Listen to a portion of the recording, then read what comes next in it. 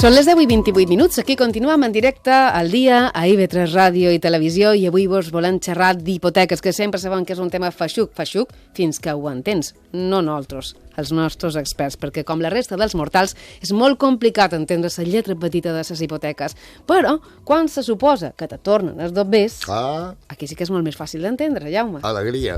Sí, concretament te tornen les despeses de constitució i cancel·lació, perquè el Tribunal Suprem considera que van ser abusives i que, per tant, són nul·les. Per això, ara, tothom que va firmar o cancel·lar abans del 2019 té dret a demanar que li tornin aquest bon cremull de dobbers, que no, ara sabrem quant de dobbers poden ser.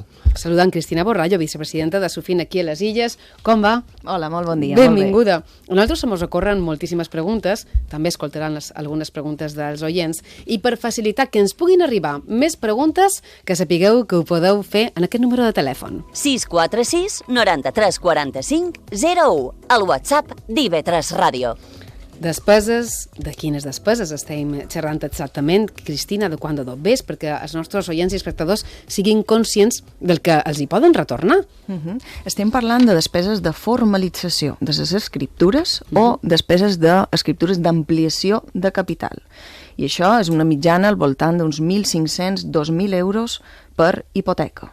Per tant, són bastant de dobbers i els consumidors han de saber que ara ja no tenim el problema que ara vos comentaré, que fins ara teníem el tema de la prescripció, els plans per reclamar, doncs ara sembla que ja això està aclarit i per tant tenim via oberta a tots els consumidors que puguin reclamar aquestes despeses. Se podria saber aproximadament, a grosso modo, quan de dobbers hauran de tornar als bancs? És incalculable, la quantitat d'hipoteques que s'han firmat. Estem parlant de milions, no? Estem parlant de molts de milions. De fet, aquestes despeses ja nosaltres duim bastant d'anys reclamant. O sigui que sincerament portem ja tal vegada uns 10 anys fent reclamacions bancàries, però és cert que ara havíem arribat a un punt on ja els que no havien reclamat se topaven amb el problema de la prescripció, perquè el nostre Tribunal Suprem, com sabeu, doncs, a vegades li costa un poc garantir els drets dels consumidors i teníem aquest problema, no? És a dir, se suma el que ja està reclamat més el que poden reclamar, que són molts de dobbers. Home, una mitjana de 2.000 euros ja em pareix molt de dobbers per començar aquestes reclamacions. Avui en dia és una dobberada. És una dobberada, ben vera. Ens arriben alguns dubtes en el nostre número de telèfon sobre hipoteques. Escolta'm la primera, que és aquesta. Bon dia. Jo vaig firmar una hipoteca en el 2009 i bé, m'agradaria saber en quin temps enrere se pot reclamar els gastos de constitució de les hipoteques. Doncs bé, ara aquest problema ja no el tenim. Fins ara el teníem, és cert, perquè el Tribunal Suprem feia una aplicació superrestrictiva de la norma i per tant entenia que eren 5 anys des de que va signar la hipoteca, per tant, clar, amb aquesta aplicació del Suprem eren 5 anys, és a dir, que aquesta senyora, 5 anys a partir de 2009. Però què ha passat? Enguany s'han dictat 3 sentències superimportants per part del Tribunal de Justícia de la Unió Europea. Dia 25 d'abril en concret va dictar dues que són fonamentals i el que va dir el Tribunal de Justícia és que no tenim termini, perquè realment diu, desde que se declare la nulidad de esta clàusula por sentencia firme. Clar, per sentencia firme, per tant, és que no hagi reclamat mai, té la via oberta, per tant, aquesta senyora pot reclamar. Si no l'ha fet, encara té termini per poder reclamar. Home, el que has dit de la prescripció, que també s'ha solucionat, és molt important. És importantíssim. De fet, nosaltres duiem molt de temps amb aquesta lluita, perquè realment el que és la nulitat de la clàusula no té cap tipus de termini, però el que és la devolució econòmica anexa en aquesta nulitat sí que la veiem topada amb un termini de prescripció de 5 anys. Però clar, el TJUE el que ha fet és corregir una altra vegada en el Tribunal Suprem. I com era així, si els deutes no prescriuen? Els deutes, bé, no prescriuen perquè tenim la segons responsabilitat, exacte, tenim la responsabilitat patrimonial universal, no?, de la persona, però pels bancs sí que prescrivien, no? Però pels bancs, aquesta nulitat de clàusules, el Suprem va dir que sí. Va dir, no, 5 anys des de la formalització.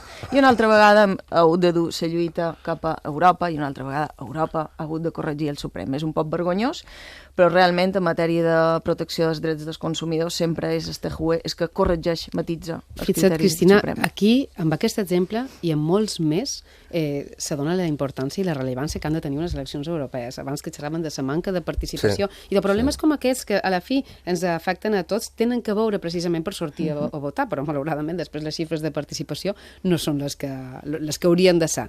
Més preguntes que ens arriben al nostre WhatsApp sobre hipoteques i com resoldre algunes qüestions. Escoltam la següent. Bon dia. Tenc la hipoteca a nom d'empresa. Puc reclamar les despeses. La devolució és íntegra de tot. Bé, aquí és una altra qüestió, perquè quan estem parlant de devolució, de nulitat de clàusules, tot això és una normativa, està emparat amb una normativa de consumidors i usuaris. Clar, una empresa, en principi, no és un consumidor i usuari. Aquí el que han de mirar aquest senyor, no li puc dir ni que sí ni que no, perquè haurien de mirar, m'hauria de donar un poc més d'informació, i aquí la qüestió és si el préstec que te varen donar va ser per un fi empresarial o no. Hi ha empreses que tenen un destí consumidor, però, en principi, per lo que comenta, jo li diria que ho té complicat. Podríem anar per una altra banda, però ja seria més difícil. Un altre dubte d'un oient, que en aquest són jo. 2019 inclòs, és a dir, abans del 2019, per 2019 inclòs, 31 de desembre de 2019 encara puc reclamar? Clar, aquí hi ha un matís molt important. Com sabeu, el 2019 va ser bastant rellevant en quant a avanços en matèria legislativa de consumidors, perquè se va dictar la llei 5/2019 i aquesta llei, a partir de juny, en teoria, ja no s'haurien d'haver aplicat gastos, no s'haurien d'haver aplicat les despeses de formalització als consumidors. Seria il·legal, perquè la llei aquí diu que no, que les despeses de formalització corren a càrrec del banc, salvo el notari, que va a mitges. L'altre, tot corre a compte del banc. Per tant, en aquest cas, si t'han cobrat despeses a partir ja de 2019, aquí ja no és que sigui nul per abusió, no, és il·legal, perquè la llei... Hi ha dolo. Hi ha dolo, hi ha de tot. És a dir, aquí seria un incompliment com un templo. Aquí eren dubtes d'oients particulars, com podem ser nosaltres, però tenim preguntes també d'oients reals, que no vol dir que nosaltres no ho siguem, també. Escolta'm la següent pregunta.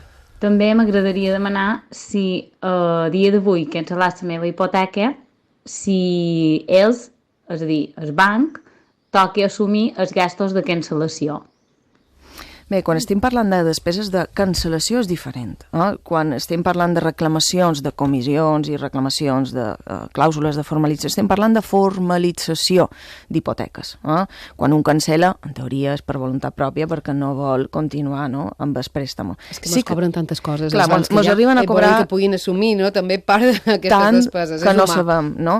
Doncs una cosa és el que és les despeses per formalitzar i una altra cosa per cancel·lar. Sí que és cert, alerta, perquè ara tenim les mesures que estan prorrogades tot l'any 2024, que són les mesures que el govern, arrel de la guerra d'Ucrània, a més va treure aquest reial decret, que se van suprimir les comissions i compensacions per reembolso anticipado, total o parcial. I aquí s'han suprimit el que serien les comissions, però el que són despeses de formalització, això se manté. D'acord, en tenim més? En tenim una darrera que podem escoltar tot d'una. El món de les hipoteques, com veieu, jo crec que és inevitable, no que la gent demani preguntes, encara hi ha molt per resoldre. L'escoltam. M'agradaria saber quin temps té el banc per poder contestar la meva reclamació devolució de gastos de Constitució i en quin plaç tenen o en quin plaç se faria la devolució d'aquests dobles. Bé, aquí estem parlant d'un termini de 2 mesos que tenen les entitats financeres per contestar la reclamació que fa el consumidor. Per reglaments interns i per normativa del Banc d'Espanya tenen un termini de 2 mesos. Què passa? Ara mateix estan bastant desbordats, vos adelant, i què podria passar? Que no contestessin o que contestessin fora de termini. Llavors, fins i tot, perdona, Cristina, que no te donin resposta. Podria ser. Hi ha entitats financeres que no donen resposta i altres que ho fan fora d'aquest termini dels 2 mesos.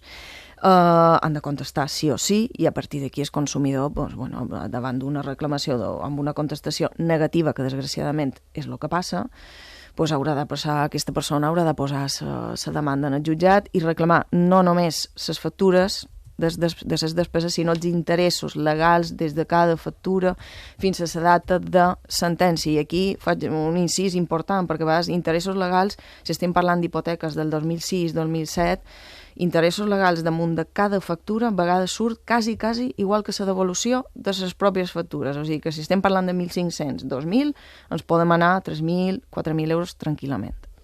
Una qüestió també important, documentació que fa falta Sí. i com fer-ho. Clar, Hem ara d'anar mos posam personalment en el al procés, banc. vols dir, Clar, no? imagina que dic, que clar. bé, Vaig a fer-ho. escolta la Cristina Borrallo avui i me'n vaig al banc. Sí. Què he de dur? Sí. I què he de demanar? I supos que me passaran amb 1.000 cançons, perquè primer has de demanar cita prèvia, òbviament, no? Sí, Com Exacte. pots xerrar per WhatsApp amb el teu agent, si te respon també, perquè és molt complicat avui dia la Sí, comunicació el meu no me respon fa amb els bancs, Estic per canviar de banc. Claro. Sí, això és important. Això que has comentat, jo de fet ja m'anava a adelantar perquè dic és que a vegades mos arriba la gent però no té cap documentació. I dius, Entram a la part més complexa això d'aquesta és una entrevista, part no? complexa. I doncs anem per parts, prendem bona nota. Anem a la part complexa i és que, clar, la gent normalment té la còpia de l'escriptura però no té les factures. I clar, quan estem parlant d'hipoteques 2007-2009, trobar les factures és complicat. Primer que el banc te diu, mira, yo por documentación, por normativa contable, no tengo por qué guardar la documentación más allá de los 5 años. Vale, i aquí ja ens topam amb un problema. Però clar, el banc no sol ajudar, no sol cooperar, per tant, hem d'anar a cada organisme, hauríem d'anar a la notaria, a veure, varen firmar l'escriptura i demanar al notari una còpia. Hem d'anar al registre de la propietat, hem d'anar a la gestoria, hem d'anar a la tassadora, és a dir, clar, aquí hi ha la dificultat de preparar l'expedient, no? Perquè, clar, el banc en general no sol col·laborar o no té guardades les còpies de les factures. Llavors, important que cada persona miri i revisi si l'escriptura original normalment darrere te posaven una còpia de tot, que intenti mirar per aquí, i si no, primer anar al banc i segon, ja en darrer cas, anar a cada organisme a demanar la seva factura. Ho vull repetir perquè, clar, com que estan complets, hem dit, primer posar-se en contacte amb el banc, que això ja és una autèntica odissea, però seria una de les primeres passes.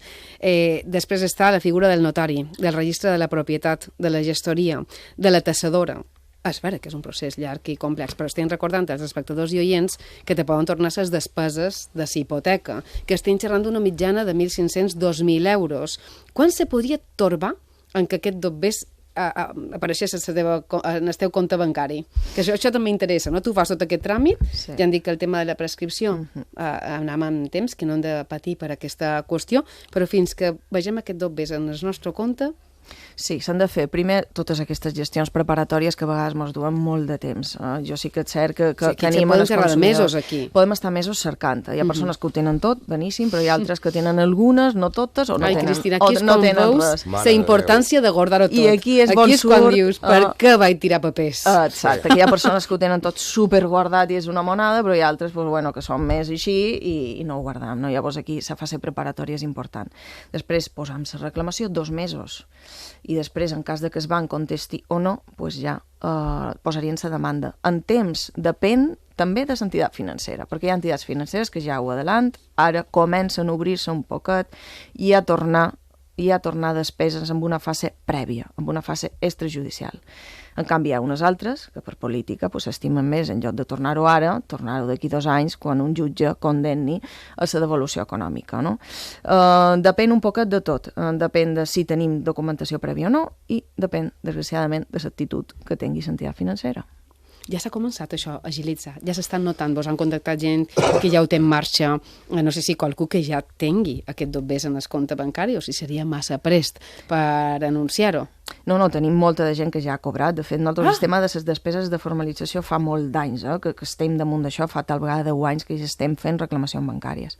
Però ara un poc arrel d'aquestes sentències d'Estejue, de 25 d'abril, sí que és cert que ja tenim persones que han recuperat dobbers. I aquestes quines són? De determinades entitats financeres que ara per política han canviat totalment la seva política i s'estima més tornar en el consumidor que no haver de tornar-ho en el jutjat amb interessos legals i costes del procediment. Ara que xerres de l'actitud dels bancs, una pregunta que no té res a veure amb tot això. Per què els bancs han tornat tan, d'ençà de la pandèmia, tan inexpugnables? Demana cita prèvia, això ho has de fer per internet, pràcticament no pots entrar, no pots xerrar amb el gestor. hi ha qualque ordre, perquè és que sembla que els treballadors vulguin que acabar en la seva feina. És inexplicable. És impossible entrar dins un banc. Sí, no, crec que és més fàcil per un atracador que per un client. Sí, la situació és greu, i d'aquest tema també en podem parlar moltíssim, perquè hi ha una escletxa digital brutal per persones també. Ho dic per les persones majors. Les persones majors, que a vegades n'hem parlat també en aquest programa, no? Persones més grans, persones amb dificultats, que se troben totalment desemparades perquè no poden anar a una entitat financera, no? És a dir, oficines, has de demanar cita prèvia en el teu gestor que no te contesta mai, és a dir, s'ha obert un nou paradigma i és cert que per arrel de la pandèmia més encara, perquè ja com que mos han obligat del tot a fer-ho tot de manera telemàtica i mos han col·locat en una situació de total desemparament, no? És a dir, no se pot, això és inassumible, no? I és cert que suposo que les entitats han fet un anàlisi de costos, no? I han dit, no me compensa tenir oficines obertes, i estan tancant massivament oficines, massivament. No tenen personal o les estan tancant directament. Tenim pobles d'aquí de Mallorca que no tenen... I per això s'agreuja aquest problema i per això se torba tot més, no? Precisament, i no s'aconsegueix aquesta agilitat en els tràmits. Avui xerram de com se pot retornar aquestes despeses per les hipoteques. Ho hem fet amb Cristina Borrallo, que és vicepresidenta d'Asufin, aquí a les nostres illes. Ens falta educació financera. Cristina. Encara mos queda un camí a recórrer. Tant de bo que ens visites sovint per tal d'actualitzar-nos un poc més. Gràcies, Encantada. Cristina. Moltes gràcies. Un plaer.